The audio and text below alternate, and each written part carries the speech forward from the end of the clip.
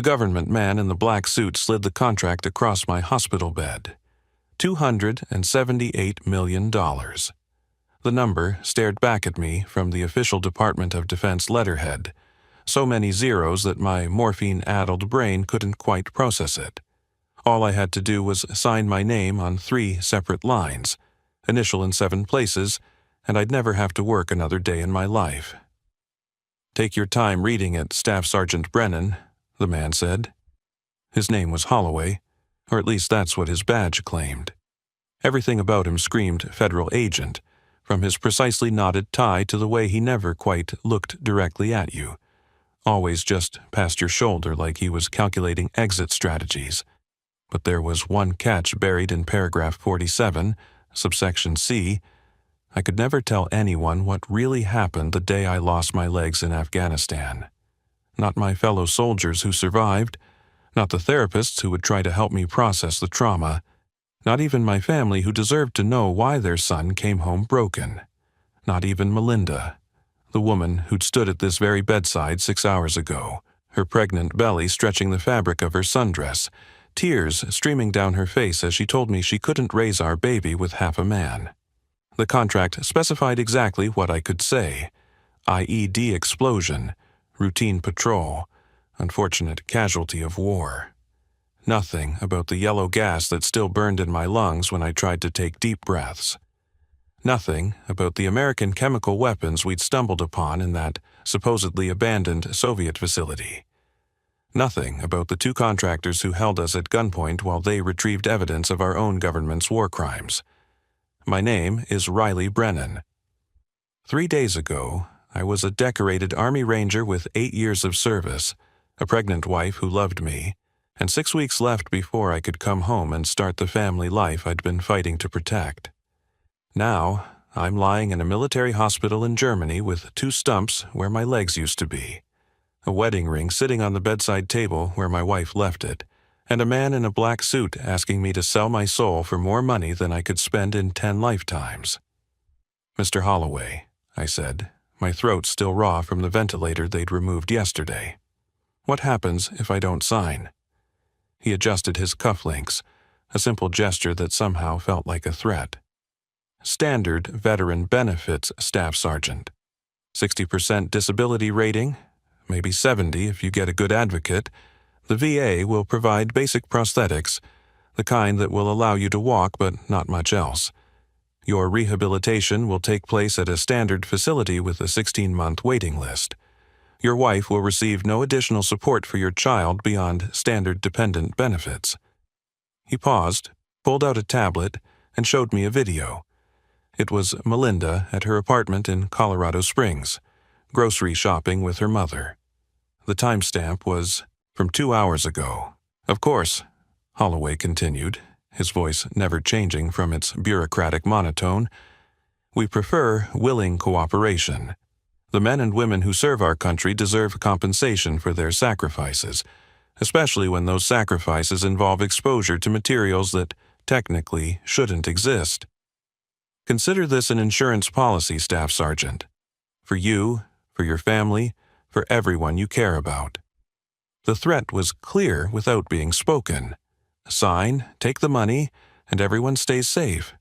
Refuse, and well, accidents happen to veterans struggling with PTSD all the time. I thought about my father, Vernon, 68 years old, still dealing with his own demons from Vietnam.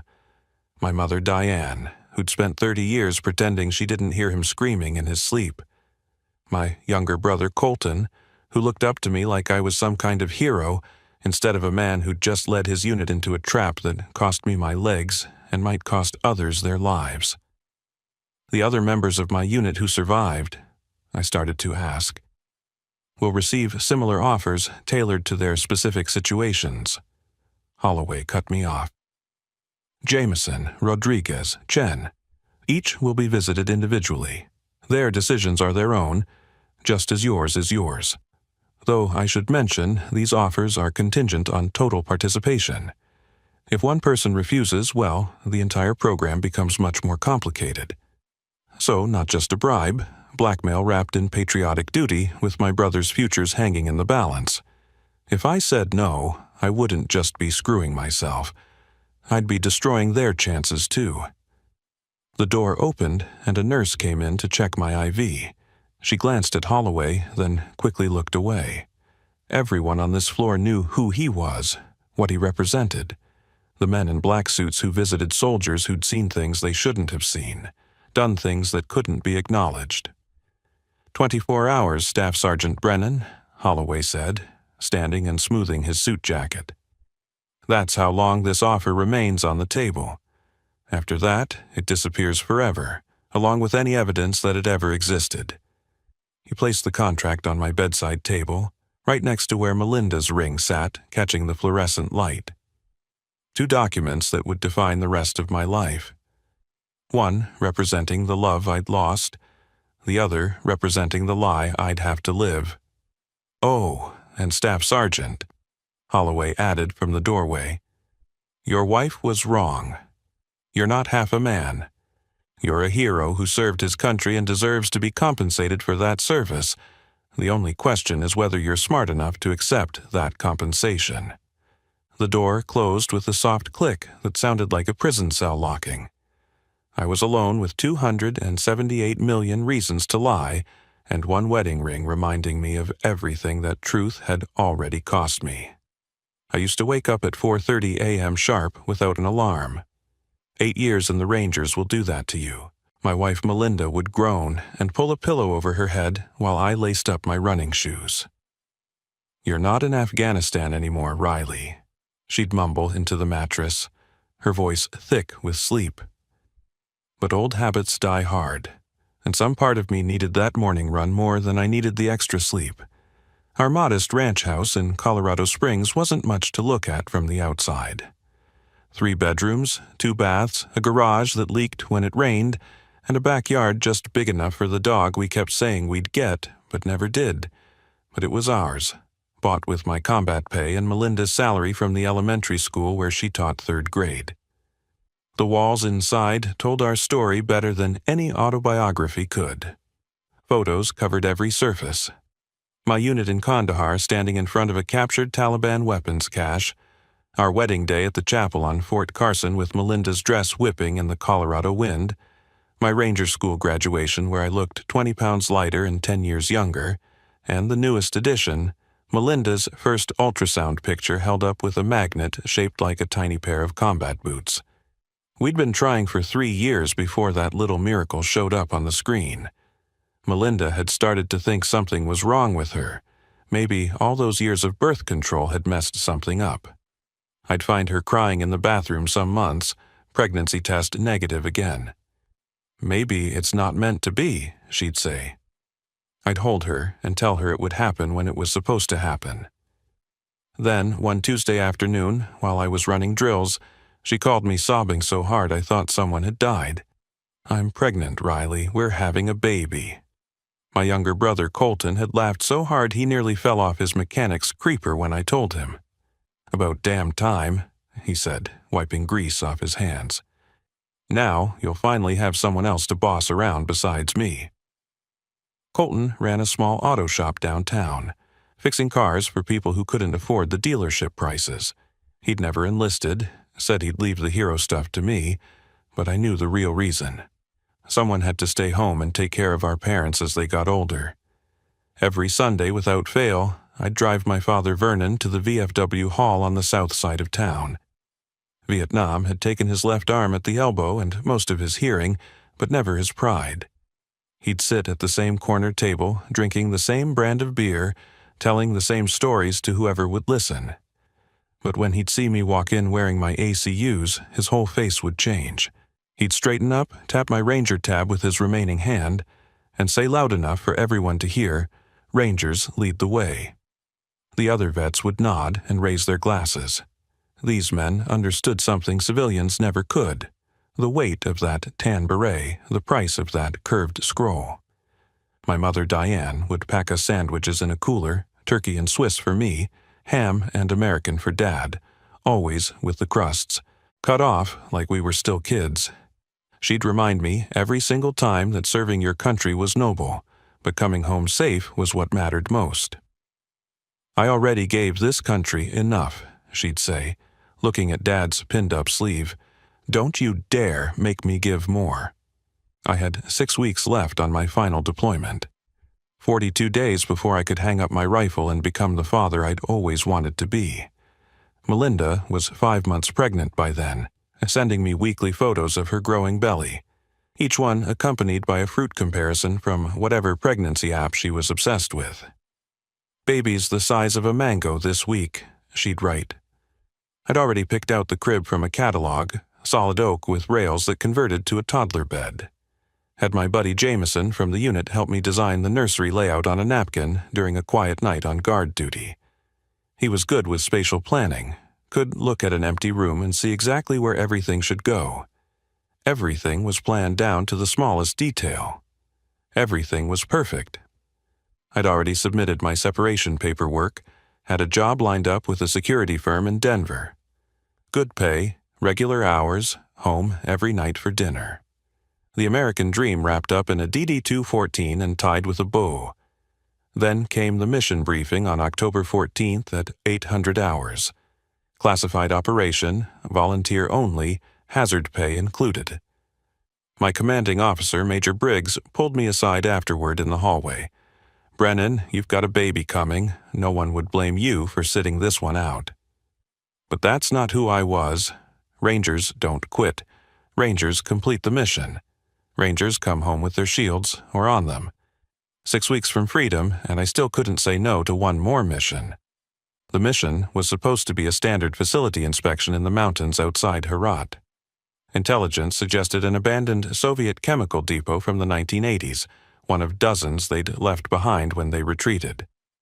We'd done this dance before. Get in, document everything, photograph the serial numbers, check for active materials, call in the disposal team, get out. 4 hours maximum, home in time for evening chow, but nothing about that day was standard, starting with the briefing room. 2 CIA contractors sat in the corner, never introduced, never speaking, just watching us with eyes that had seen too much and cared too little. They wore civilian clothes but moved like operators, the kind of men who didn't officially exist and liked it that way. Our convoy hit the IED 12 clicks from the target at 13:47 hours. The explosion lifted our MRAP off the ground and flipped it like God himself had reached down and turned us over. My head slammed into the roof, then the floor, then the roof again. When we finally stopped rolling, I was hanging upside down from my harness, blood dripping from my nose onto the ceiling below me. But we were alive. All 6 of us. That should have been our sign to abort. Protocol demanded it. And no IED meant the area was compromised, the mission blown. "We proceed on foot," one of the contractors said, already out of the vehicle and checking his weapon. Not a question. An order.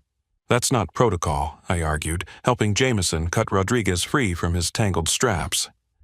"Your protocol doesn't apply here, Sergeant," the contractor replied. He pulled out a satellite phone, made a 10-second call, then turned back to us. "Command says we proceed, time sensitive." So we pushed forward on foot through the mountains. Me, Jameson, Rodriguez, Chen, and the 2 contractors who never gave us their real names. Just Smith and Jones, like we were living in a bad spy novel. The facility sat carved into the mountainside, concrete brutalism at its finest, with Cyrillic warnings faded but still visible on the blast doors. The moment we entered, I knew something was wrong. The dust on the floor had been disturbed recently. Fresh scratches on the door locks. Someone had been here within the last week, maybe less. I raised my fist to signal a halt, but Smith pushed past me. "We're on a schedule," he said, moving deeper into the facility. The automated systems kicked in when we reached the 3rd level underground. Soviet era, but the electronics had been modified, upgraded with modern components. I saw Samsung chips mixed with old Soviet circuit boards. Yellow gas started pouring from the vents, thick and oily, clinging to everything it touched. "Masks!" I screamed, pulling my gas mask from my hip. We all carried them, standard procedure for chemical sites. But masks only buy you time when you don't know what you're breathing. The contractors knew exactly where to go. No hesitation, no checking maps or coordinates. They'd been here before, or somewhere exactly like it. They moved to a specific storage room, started pulling metal cases from shelves, checking serial numbers against a list one of them produced from his pocket. "We need to leave now," Rodriguez screamed through his mask, pointing at the gas that was now pooling ankle-deep on the floor, rising like floodwater. That's when Smith pulled his sidearm and pointed it at Rodriguez. 5 more minutes. That's all we need." "You're insane." Jameson moved toward him, but Jones had his weapon out too. 4 minutes and 30 seconds, Smith said calmly. "Then we all go home, rich and alive." Those 5 minutes cost everything. The contractors loaded 6 cases into bags while we stood there at gunpoint, breathing poison through filters that weren't designed for whatever this was. My eyes burned even through the mask's seal. Chen started coughing, blood speckling the inside of his mask. The secondary explosion came from below. Later, I learned it was a failsafe, triggered when someone removed the wrong case without the proper code. The floor collapsed instantly. 100-year-old Soviet concrete turned to powder. I remember falling through darkness, debris all around me, the yellow gas now, mixing with smoke and fire. Metal rebar, exposed and rusted, punched through both my legs just above the knees. The pain was so absolute it went beyond feeling, just white noise in my nervous system. Jameson found me in the rubble 20 minutes later. I was unconscious, my mask cracked, legs pinned under a concrete slab with rebar through them like meat on skewers. He tied tourniquets with his belt and bootlaces, shot me full of morphine from 3 different med kits, and carried me out while the whole mountain seemed to be collapsing around us. The contractors were gone. They'd vanished with their cases while we were buried, left us to die in that toxic tomb. The official report would say they died in the explosion, but I saw them 2 days later at Bagram, loading those same cases onto an unmarked plane. By the time the medevac arrived, my legs were gone. Not just damaged, gone. The medic took one look and started cutting, right there in the field. "Tissue death from chemical exposure," he muttered. "If we don't amputate now, it'll spread." I woke up in Germany 3 days later to find out just how much that mission had really cost. 2 months into rehab at Walter Reed, I was learning to walk on prosthetics that cost more than most people's cars. The physical therapist, a former Marine named Angela, didn't tolerate self-pity. "Pain is just weakness leaving the body, Brennan," she'd say while I sweated through parallel bars exercises. "You Rangers are supposed to be tough, right?" That's when Mr. Holloway appeared again. Same black suit, like he had a closet full of identical ones. Same dead eyes that never quite met yours. He walked into my therapy session without knocking, without permission, like he owned the place. Maybe he did. "Staff Sergeant Brennan, I need 5 minutes of your time." Angela started to protest, but one look from Holloway and she left the room. That's when I knew this was bigger than just compensation. People don't flee from government bureaucrats handling standard paperwork. "The October 14th incident," he began, sitting in Angela's chair, making himself comfortable. "There have been developments." He pulled out a tablet, swiped through security screens with his thumbprint, and what looked like a retinal scan. The image that appeared was Chen's obituary from the San Francisco Chronicle. "Suicide," Holloway said. "Jumped from the Golden Gate Bridge last week. Left a note about struggling with PTSD." Another swipe. "Rodriguez in a hospital bed, machines keeping him alive. Car accident, drove into a concrete barrier at 90 miles per hour.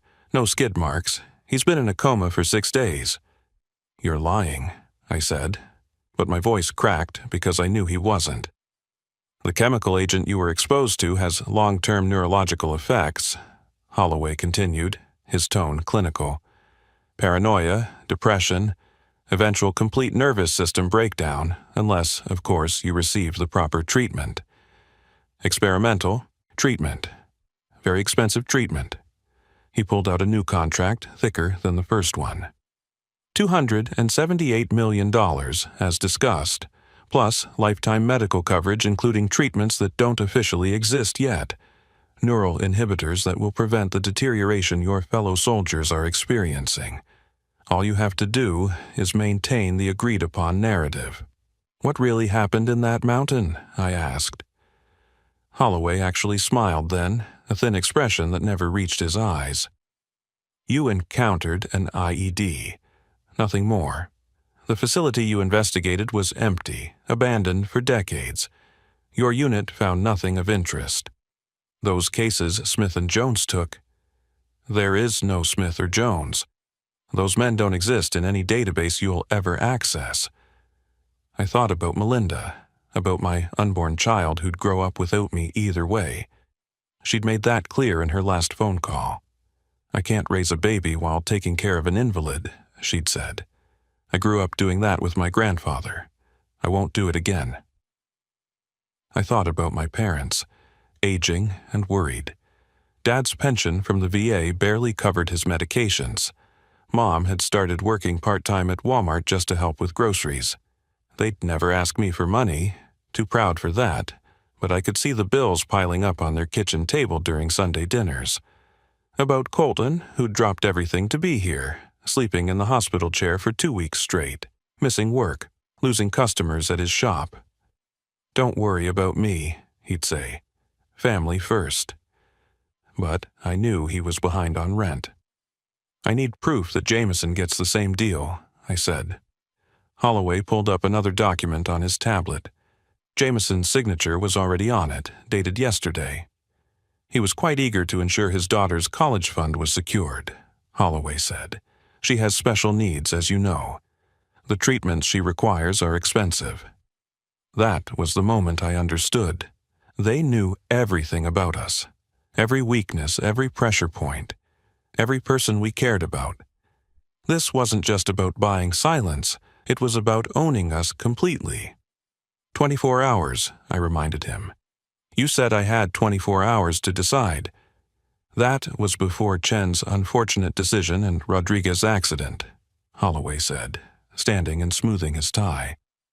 Now you have 1 hour. Sign or don't. But understand that without our specialized treatment, the chemical exposure will eventually affect you the same way. Maybe you drive into a bridge. Maybe you jump off one. Either way, your daughter grows up without a father. If I sign, can I still see her, my daughter? From a distance, no direct contact, too risky for operational security. But we can arrange for trust funds, anonymous college donations, things that ensure she never wants for anything. He left the contract on my bed and walked to the door. 1 hour, Sergeant. Think about what kind of legacy you want to leave. A hero who died from combat injuries, leaving his family financially secure forever? Or a broken veteran who couldn't handle civilian life, leaving them with nothing but debt and questions? The door closed, and I was alone with the weight of the decision. Through the window I could see other soldiers learning to walk again, fighting for every step. They'd come home heroes. Their families would never have to question their service or their sacrifice. I picked up the pen at 58 minutes. My hand shook as I signed my name, knowing that each letter was another bar in a golden cage I'd never escape. I signed the contract the next morning. The money transferred within an hour. $278 million appeared in an account with my name on it, just like magic. The bank manager called personally to congratulate me on my inheritance from a distant relative. They'd already built the lie into the system. But here's what Holloway didn't tell me when I put pen to paper. I wasn't just signing away my right to speak, I was signing away my ability to speak. 3 weeks later, Jameson called from a payphone in Missouri. Riley, don't say anything, just listen. Chen didn't kill himself. I talked to his girlfriend. He was trying to go public, had contacted a journalist at the Washington Post. Then, suddenly, he's dead. Rodriguez wasn't in any car accident either. His sister says he was run off the road by a black SUV. Someone's cleaning house, brother. I wanted to warn him, to tell him to run, to hide, to leave the country. My mouth opened. The words formed in my mind, but nothing came out, not a sound. My vocal cords locked up like someone had flipped a switch. I tried to write it down instead, but my hand cramped so violently I dropped the pen. The pencil I grabbed next snapped in half the moment it touched paper. "Riley, you there?" Jameson's voice grew urgent. "Look, I know you took the money. They told me you signed, but I didn't. I couldn't. They can't buy what we saw in that mountain." The words screamed in my head but died in my throat. All I could manage was, "Be safe."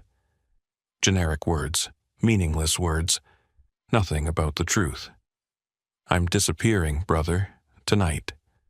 They offered me the money too, showed me what they'd do to my daughter if I didn't sign. But some things are worth more than money or even safety. Someone has to remember what really happened. Someone has to be able to tell the truth. The line went dead. That was the last time I heard his voice. That night Melinda called. First time since she'd left the ring on my bedside table.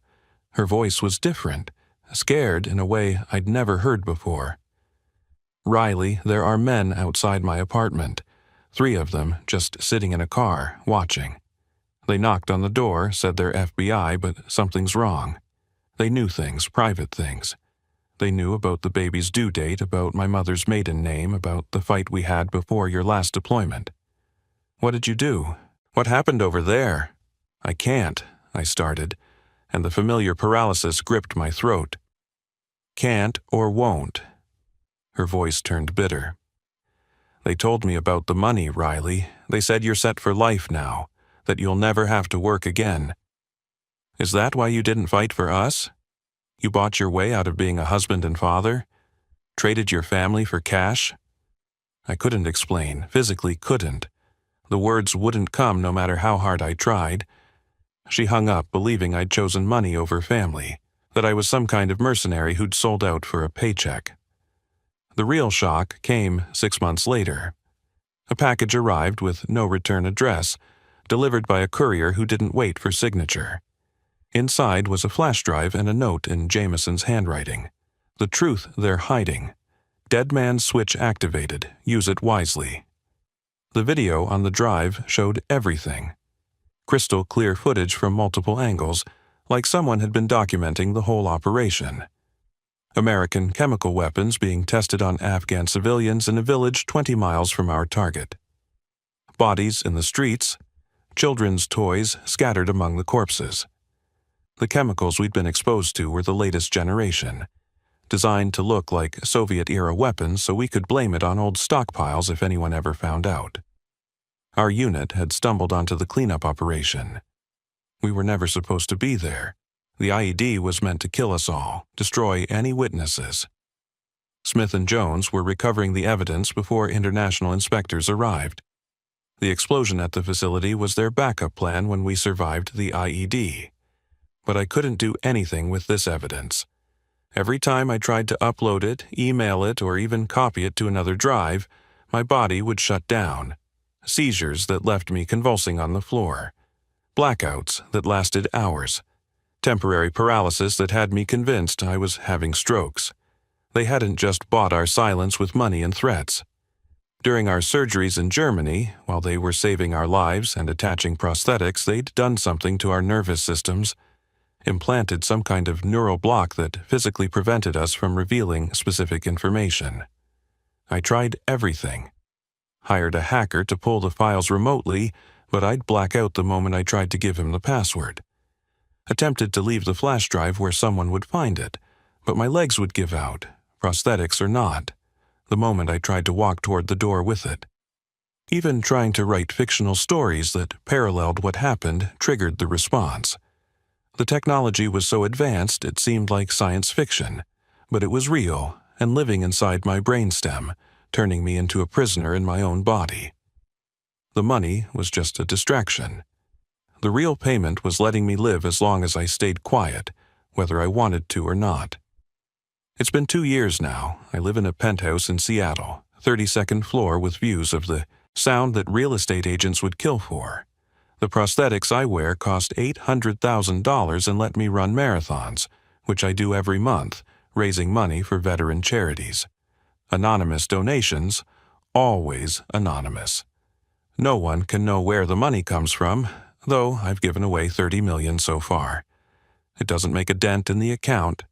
The interest alone generates more than I can spend. Melinda had our daughter 6 months after leaving me.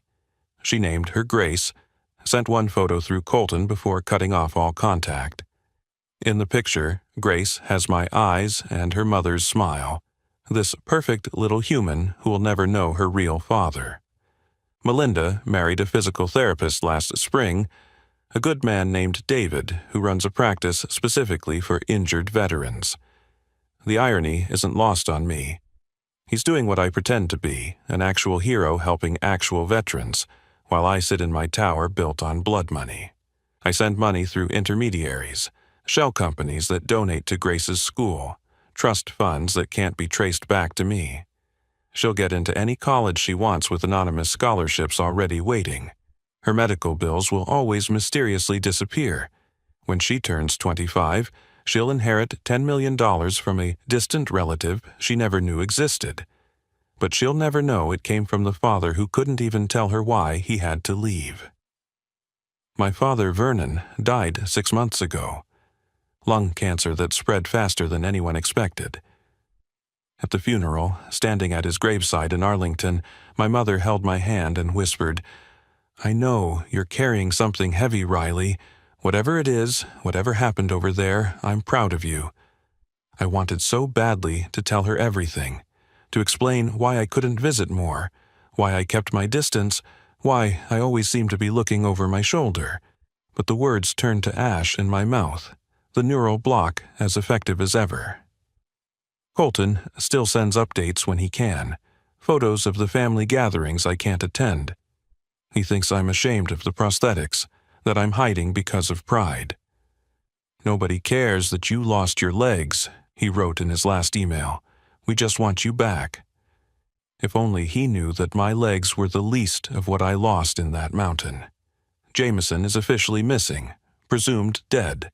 His family held a memorial service last year that I couldn't attend, but sometimes I get postcards from places with no extradition treaties. They're always blank except for coordinates written in tiny numbers on the stamp. I map them out, creating a constellation of locations where a ghost might be living. I hope he's free. I hope he's finding a way to tell the truth that I physically cannot. Here's what $278 million really buys. Complete isolation disguised as luxury. I can have anything I want except human connection based on truth. Every relationship is built on lies by necessity. I hired a personal assistant last month, a bright young woman named Jennifer who thinks she's working for a lucky investor who made his fortune in cryptocurrency. When she asked about my prosthetics, I had to tell her it was a motorcycle accident. The lie came out smooth as silk because it wasn't classified. The worst part is knowing that somewhere, in some classified facility, they're still making those weapons, still testing them. There are other villages we'll never hear about, other casualties written off as insurgent attacks or chemical spills. And the next unit that stumbles onto the truth will face the same choice I did: take the money and let the horror continue, or refuse and disappear like Chen and Rodriguez. Last week, another veteran approached me at a coffee shop. Young kid, maybe 25, missing his right arm, fresh out of Walter Reed. "Sir, I recognize you from the news articles about the IED incident. My unit's being deployed to a similar area next month. Any advice?" I wanted to scream at him to refuse the deployment, to fake an injury, to go AWOL, anything but end up like me. Instead, all I could manage was, "Come home safe, soldier." He smiled and thanked me for my service. As he walked away, I noticed a man in a black suit watching from across the street. Not Holloway, but the same dead eyes, the same perfect posture. They're always watching, making sure their investment stays silent. $278 million. That's what my silence is worth to them. But every morning, when I wake up in my luxury prison, When I look at my daughter's picture and know I'll never hold her. When I remember my brothers who died for knowing the truth, I realize something. They didn't buy my silence. They bought my soul. And the price was far too cheap. If this story resonated with you, if it made you think about the real cost of secrets and the weight our veterans carry, please take a moment to like this video and share it with someone who needs to hear it. These stories matter because the men and women who serve matter. Their sacrifices, both seen and unseen, deserve to be remembered, even if some truths can never be told. Comment below with your thoughts, and if you want to hear more stories that explore the hidden corners of military service and the prices people pay for silence, make sure to subscribe to the channel and hit the notification bell. Every week, we bring you stories that challenge what you think you know about sacrifice, duty, and the real cost of keeping secrets. Until next time, remember, some cages are made of gold, but they're still cages. Thank you for watching.